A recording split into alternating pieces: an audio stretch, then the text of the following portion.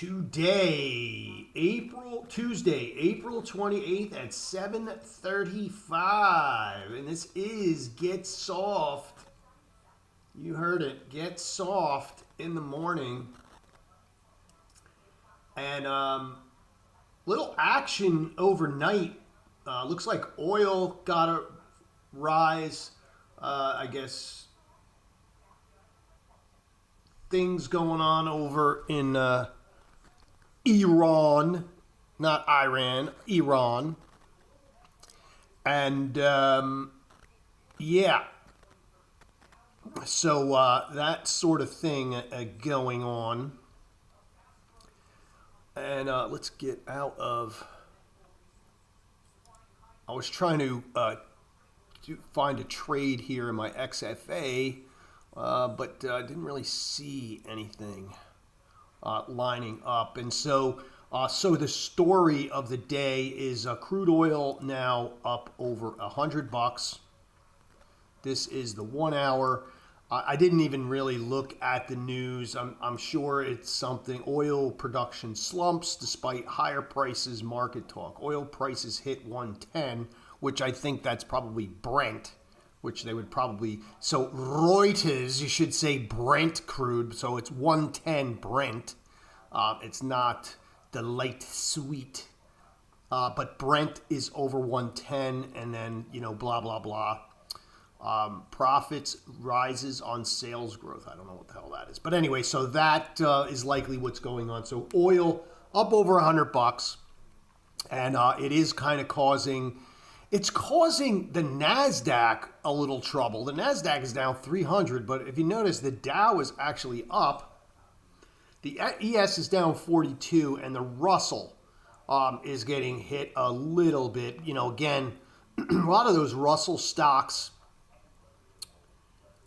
not that they're immune to it, but they're a little less, I think, impacted directly. Again, say that loosely. I think everybody's impacted. But and then again, with the Russell being a much broader index, it's not really getting hit. So, and to say the NASDAQ's getting hit, I mean, look at the NASDAQ. I mean, this is, we'll put a 4 hour.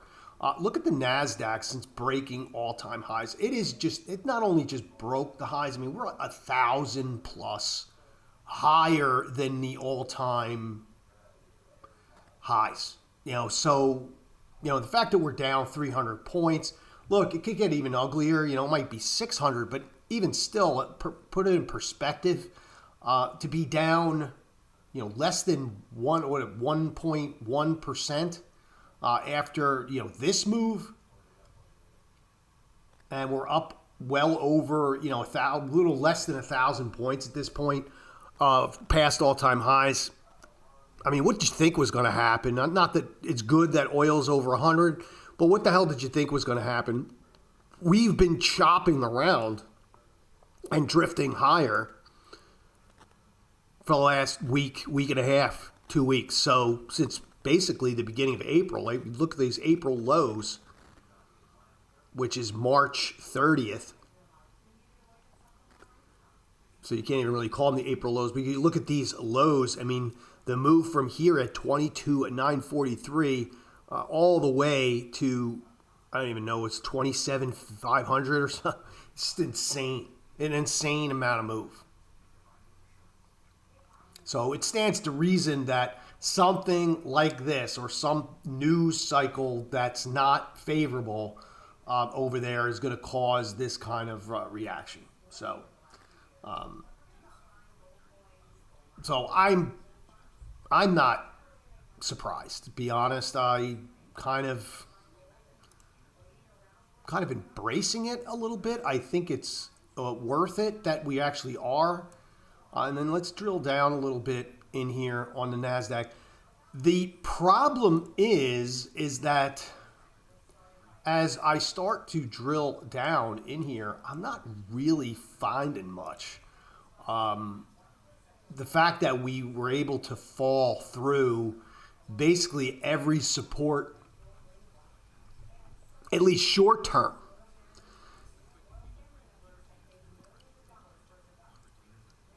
is a little concerning.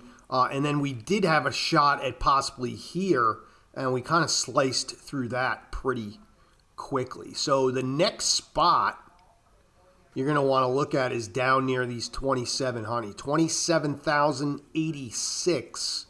27,086. And then below there, 2733s. And then obviously the 27 number, the whole number, just because it is a whole number, you're going to want to mark it anyway, and it's literally right below this area, which I find interesting. But that is another spot that you're really going to want to keep an eye on. It's really this area down here that you're going to want to keep an eye on. That if we even get down there, it's another 100 points. But at this rate, the way we're falling, that doesn't really seem that. And the way this NASDAQ market has moved, it doesn't really look to me like it's going to be very difficult to get there. But this is going to be the area down here that you're really going to want to keep an eye on the NASDAQ today.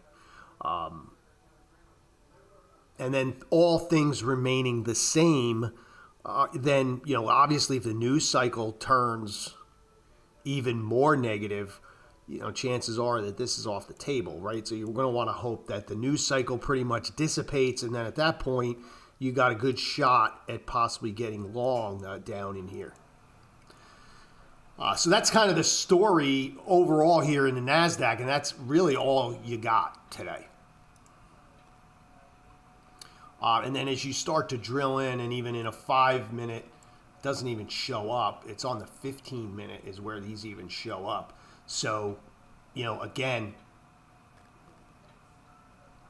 those areas I think are going to be pretty important as we go along here. Now let's switch to the Russell. Go out to the 1 hour. I still think, and I'm going to continue with my thesis on the Russell. You can see here that these areas look pretty good, and I mean, the issue though is that I never like to see, like, it is a 1 hour chart. I don't like to see these big wicks like this. I don't like to see big wicks like this, especially on a longer time frame. It just tells me that, the market ran fast in here, and it was likely more news driven or some kind of event driven type of thing that it moved than it was just pure market action. And, it kind of skews the field a little bit. But I'm still going to stick to my thesis with the Russell that we are still stuck in this general range. And we haven't taken out all the support yet. We are coming down, and we did just bounce. It looks like we did just bounce off an S2 here. I don't think it's a real strong trade because we continue to see the NASDAQ kind of weaken as well. I think bounces and reversals are going to be very hard today because the market seems to be pretty focused on action to the downside. I'd be more apt to take a retrace back up to something like an S1 and then look for another short down.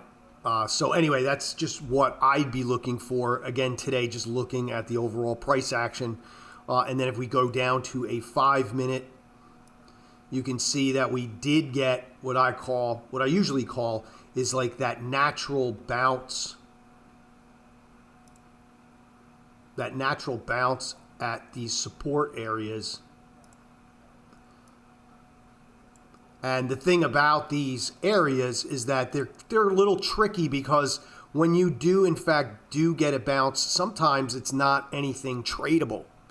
In this case, it does look like it was something that was tradable. It is a pretty significant bounce. I mean, we did touch down 27.77s, and we're trading 27.81. I mean, so that's a pretty, you're talking about maybe 20, or you could have squeezed probably a 20 ticks out of that, 20, 21, 22 ticks You can't get greedy on these. But we did get a pretty stiff bounce right there. And then we're painting another 5-minute candle that's actually blue. So, which in my case is, in these charts, is actually, it's a good. So anyway, that's what's going on in the Russell. I don't know if, again, I don't think I would, given the market action, I do not think I would have taken that. In fact, I know I wouldn't have taken it because, one, it didn't actually go through there, right? Didn't breach it. Not that that's a case, but the reversal here wasn't really a clear reversal. I mean, it literally wicked, it wicked down twice. And so, I probably would not have taken, I probably would have taken that trade. So anyway, that's kind of the story in the Russell. And I think you're going to want to trade on the 1 hour and then look at these areas. Like I particularly like this 2750, this 2760 to 2750 area. Given if the price action remains the same right now, I'd probably be likely to do something in there as well. But other than that, that's really it, folks. I mean, I'm not trading the ES. If there's an equities market that I'm gonna trade, it's gonna be the Russell. It has been the better index as a whole. I can't leave without talking about gold. Gold, and I actually was just saying it to myself before I started this broadcast. In fact, I was even talking to myself that gold does actually appear to be getting in this area where I do think it may be turning. I think it may be turning here where it truly, it has been for a while, but I think confirmation wise, I think we can confirm, especially in today's price action, that the trade in gold is sell the rips. And that seems to have been the kind of play. Because even last night was just an absolute chop house if you tried to get long. And basically the shorts prevailed, that if you did have the cojones to short gold, you actually did pretty well last night, where the anyone that went long kind of got chewed apart. Now there were some opportunities for bounces and whatnot, and they were there, but there was really no follow through. That if you didn't take your profits relatively quickly, you got eaten up. And it does appear to me again that gold is getting into this area. That going to have to say, look, we have all this confirming kind of trends now to the downside, even on the longer term chart. It's no more like, hey, we can go to a daily even and say, all right, well, we can still see upwards momentum. You kind of can, but you can't ignore this. We are literally like painting a mountain here.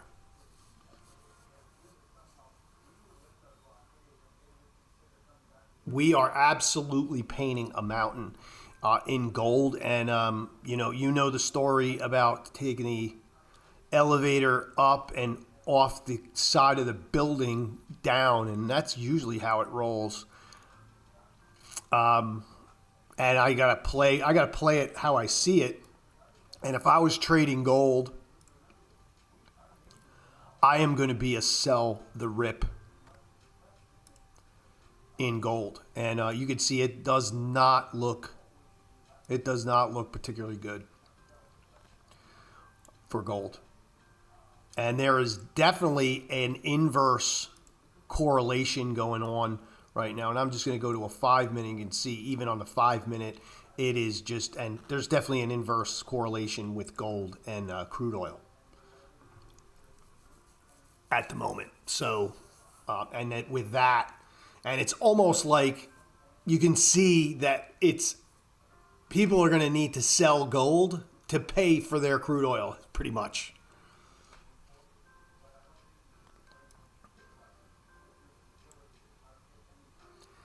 So yeah, that's kind of the story in gold. So I really don't have any there. I would not catch this knife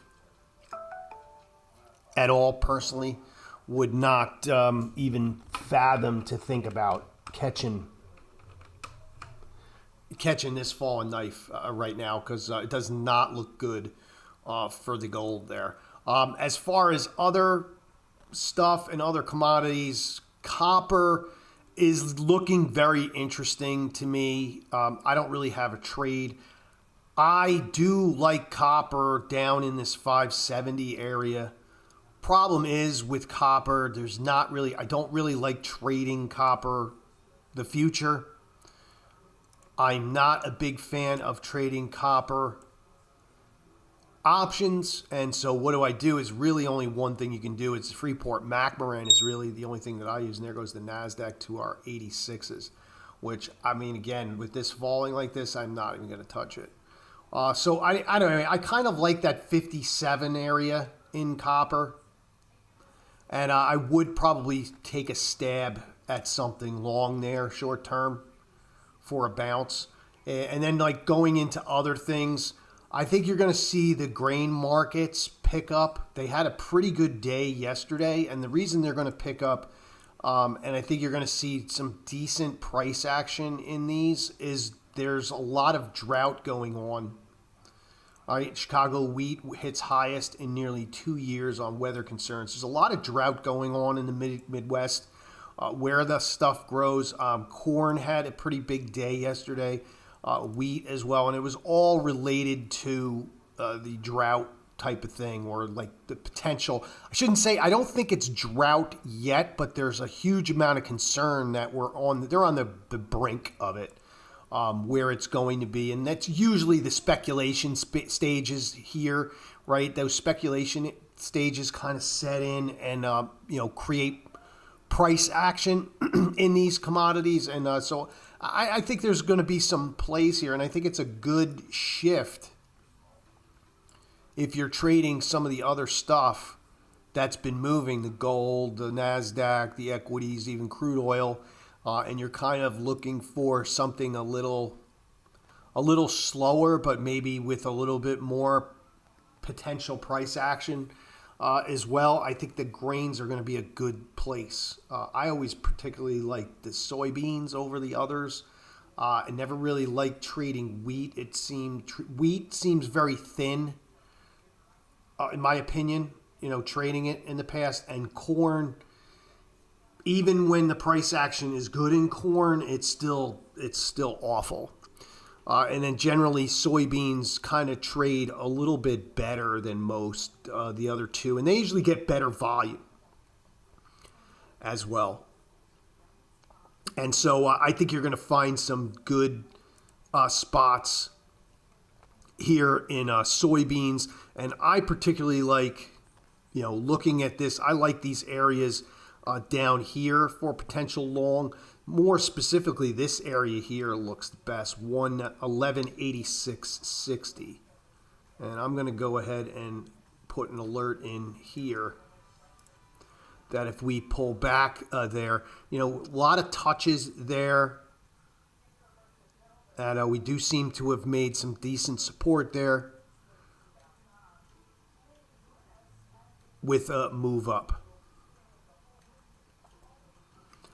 This is also going to be a market, I think, that you're going to be able to buy some dips in, at least short term. It's got some decent room to go as well. I mean, you look at this on a 4-hour, actually on a daily, I think. You could probably even go back. It's got a lot of room to go. I mean, you're talking highs back in 22 of 1786. I don't know if we get there, but, you look at this even historically, and we are kind of right in the middle of the zone of where it generally is. So, again, I think a good spot overall. And I do think we are trading the May contract in the beans, and I think that might be rolling soon. So if you were to trade soybeans, be aware of that, right? I'm pretty sure it is May still. Oh, no, it rolled. Okay, so that's good. It is good. So we're in the July contract, and so that actually is good. So we did roll out of the May, and so trade that July contract. All right. And so that is really it as far as like commodities and, another thing, and I don't trade them much. I also heard some suggestions about taking a look at the meats, the cattle, possibly even the hogs. I don't know about hogs because it's just, again, if you look here, very, very, very thin market. I think overall, if you're going to trade the meats, the live cattle is probably the better one. And again, I'm just tossing this out there because these are all markets that if you're trading futures, and that's particularly your focus, you're going to need to find something else. And I always see people, they kind of like, and I see a lot of people getting frustrated with these markets right now here in April and complaining like, oh, I can't wait till April. Well, problem is not you in the markets you're trading. You're in the wrong markets. And I'm not saying go be an expert in 5 different things, but you need something else. You need something else besides, the big 3, equities, crude, and gold. Outside of that kind of is a more tradable market. I mean, and that's just what you have to do, folks. I mean, it's been that way as long as I can ever remember doing this. I always remember, it was times when I was trading the equities. There was times when I would trade crude oil. There were times when I traded gold. And then there were times when I traded soybeans and the other things. And like I had a bit of a rotation that, look, if those other markets are not tradable or like even, setting up conducive to my trading style, I'm not going to sit there and just try and, make it fit. I'm going to go and look for other opportunities. And I'm not saying like you got to go, again, you don't have to become an expert in live cattle, but at least be savvy enough as a trader that you can take your craft and go apply it someplace else in another market that doesn't have, possibly the volatility or the price action that you're currently experiencing. And that's how you keep yourself from getting frustrated. I see so many folks, especially this month, all they do is trade the NASDAQ, and all they do is trade the NASDAQ. And then I see they're like, oh, I'm getting frustrated. This price action. It's like, well, maybe that price action isn't the problem. Maybe you're the problem. And maybe you shouldn't be trading those right now. I mean, I look at my trades that I've done, and the month of April has been absolutely horrible as far as not just returns, but horrible as far as like number of trades. I've taken very few trades because the markets that I'm trading just aren't setting up. And if they're not setting up, I'm not going to just force it because I have to trade. And so anyway, that's what I think you need to do here. And then again, pick one. Don't pick multiple. So what I do is my equity market of choice is the Russell. That's kind of where I'm going right now. It used to be the ES, now it's the Russell. So that's my equity of choice. That's my go-to, right? Crude oil is crude oil. There's really no substitute. It is what it is. If you're going to trade that, you pretty much have no choice. And then my metal of choice is obviously gold. And that's kind of where it stands. I'm not going to go start chasing copper.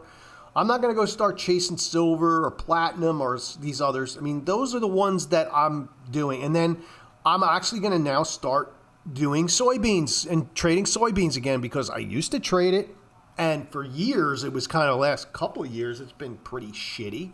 But it does seem like there's some catalysts now, right? You got a possible drought, oil prices going up. So this, exports of this are going to be a little more expensive. Right, so there's some things that going on that, may make the price action here in soybeans a little bit better. And so that's where I'm kind of looking. but have one and be able to kind of cycle through. Don't be a one-hit wonder. And that's how you survive doing this, folks, for a living. You don't survive by just trading the NASDAQ in 5 fucking funded fake accounts that you get a third of the money that you actually paid, that you got in there, and then cycling through 6 different prop firms and, blowing half of those accounts one week and then the other half of the accounts. That's not sustainable, folks. It's not. I'm telling you right now, it's not a sustainable environment because the prop firms are now starting to tighten their belt, and I think you can actually see what's going on a little bit with the prop firms now. And I'm just going to watch this NASDAQ. You can see what's going on with the prop firms now by what Top Step had just basically did, where they're forcing everyone to get into 150K combine. Like, they're trying to get out of the smaller combine business, I think. And they also reduce the payout on a lot of those smaller ones because they're trying to get away from it. I mean, I think their goal would be to have one size fits all evaluation account, where it's like, whether it's no activation fee or, activation fee. I think they prefer the no activation fee because it just makes it cleaner for them. And then just have that one account that they offer, and then you pass, and then those are the rules, and then that's that. And then they can change those rules on that one account as easily and convenient for them as they can, rather than have multiple accounts where when they need to change the rules or tighten back, it becomes kind of a logistical nightmare. And if you don't really see the writing on the wall to that in the prop firm business, I really don't know what you've been paying attention to. Because to me, and I think the reason they're going to all go to that phase is, again, logistically managing all these accounts internally with the different rules may seem like not like a big deal to you on the outside, but logistically under the covers, for them, it's kind of a nightmare, because now you have to have, all this legalese and all this other like code set up, and then people to monitor that to make sure that things are being enforced, and it's not straightforward. And then, now you're actually paying people. Now these prop firms are paying people out on fucking fake money, right? Like on SIM accounts. And so now they actually have to come up with the money for that. And, I think that's kind of starting to burn them a bit, because they're trying to stay competitive with the other firms. But also, it's definitely draining their margins. There's no question about it. And it's draining their margins because, again, this is a fixed, that whole prop firm gig, it's basically a fixed pool of people. You're not getting new, the percentage of new rookie people signing up to people who've kind of been on the hamster wheel, I would have to say is under 5% and I don't think that model is sustainable for any of these prop firms. And out of that 5%, I'm talking about industry wide. So you have now, 10, 15, maybe even more, but probably 10 big player prop firms all going after that 5%, because they don't want look, folks, these prop firms don't want the profitable people. They don't. I mean, as much as they're trying to say, oh, we're trying to attract, they don't fucking want those people. They don't make any money off them. They make no money off them. If anything, the cost to get them funded, they make money off. But once they're funded and then they go, if they do indeed even go to live, because I think when the statistics come out someday, and they will, they're going to have to have these firms release what their statistics are on the amount of, not just the amount of people that go to live, The amount of people that go to live and actually stay live, I think when you see those statistics, the real statistics, I think you're going to be absolutely floored by that. It is probably not even close to 1%. That almost everyone in majority that goes into live just completely blows their account and goes back to whatever it is they do. I just think that is really when those statistics do come out, and they're eventually going to have to do it. The industry is a little too big right now to kind of avoid that. I think it's going to change a lot of folks' focus on whether or not to go that route or not. So anyway, that is my gig. So be aware, folks, and then have some other stuff to do. And then that's really all I got as far as the markets overall. I do want to talk about a couple of earnings today. I think we have like Robinhood comes out today, which I wanted to take a stab at. I'm not going to do UPS. GM, I'm not going to look at that. Let's get rid of that. Coca-Cola, I'm not going to look at that one. These are all before the bell anyway. These already came out. I'm not going to do UPS. Although UPS is interesting that it does have a high IV rank. I think overall I had a problem with UPS. This platform is so fucking garbage. Good IV rank in UPS. If I did something here, I'd probably do something in May. I thought actually the liquidity in here isn't as bad as I thought or I remember. Expecting an $8 move. I'm not a fan of UPS or trading their earnings, I should say. Maybe it's fine as an investment. You do have Seagate. I don't even know if I want to touch it, but we looked at that one. That had like zero liquidity. First Energy, I mean, good IV rank in First Energy. Really good IV rank, but, again, I don't think it really has any option power at all. Yeah, there's nothing. Nobody's trading options in First Energy, which I kind of get. Why would you? There is Starbucks. I think we looked at Starbucks. It didn't look that bad. I would probably do something. I stay away from the weeklies, folks, so I just be aware of that. I can't stand the weekly options. I can't. They're such trash. On any stock, whether it's SPY, they're garbage. They're so overpriced. Unless you're going to do one little specific thing, as like maybe an overnight, like you do something in the afternoon and then in the morning, or you do something in the morning and you're looking to get out of it. Otherwise, the weeklies are fucking horrible. I don't really see anything in here. $7 move.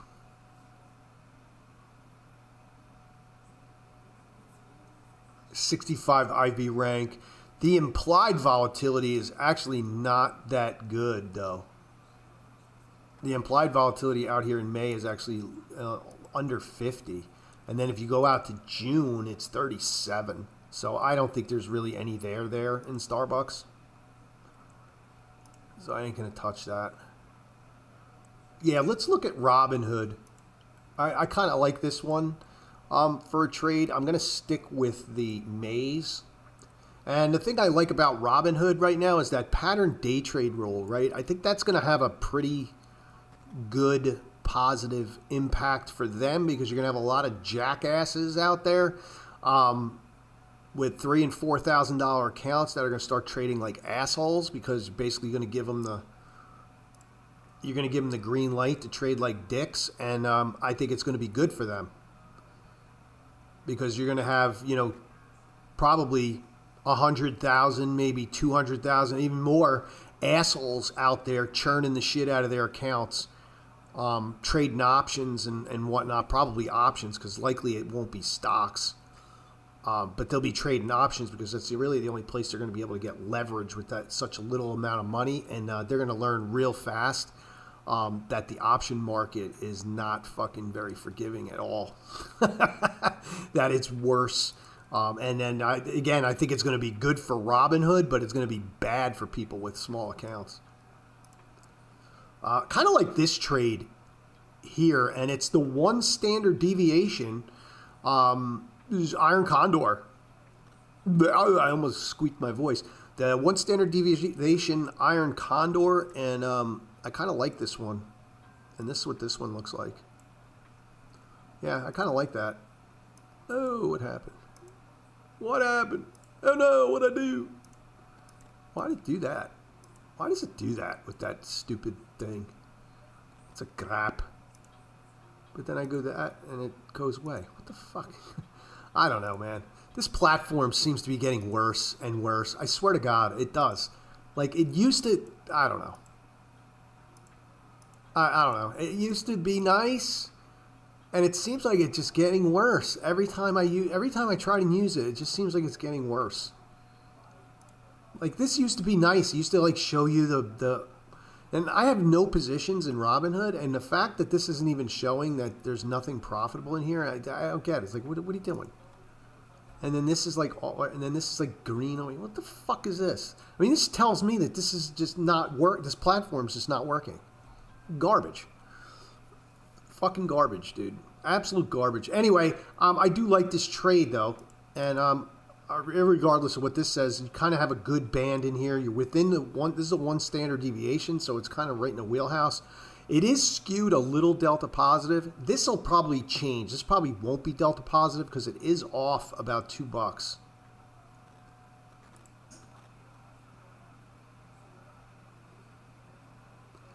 They're expected to post 43 cents. They do come out after the close, and now it's getting hit today because everything's getting hit. But I like this trade, and I would do this one definitely for sure. Good IV rank. You know, it is in May. You only have 17 days, so you're going to know right away whether you're right or wrong. So, you know, come tomorrow morning on the close, on the open, you're either going to sell this out at a profit or you're going to buy it back at a loss. And it's pretty straightforward. So that one is one that we're going to do today. Was Robinhood is 70.65 to 100.105 for earnings. I like that. Mondelez, I didn't really, even from yesterday, I don't recall there were many that were for today. It's really tomorrow is going to be, I think tomorrow is the day where like all the, like I think like every single one, like yeah, Google, Amazon, they're all like in one, they all crammed it in one day. Yeah, Google, Amazon, Microsoft, they're all coming out tomorrow after the close. So the market's either going to like tank, Meta, it's like they're all jammed in the day. eBay, I see. So tomorrow is like a big day for earnings. Qualcomm.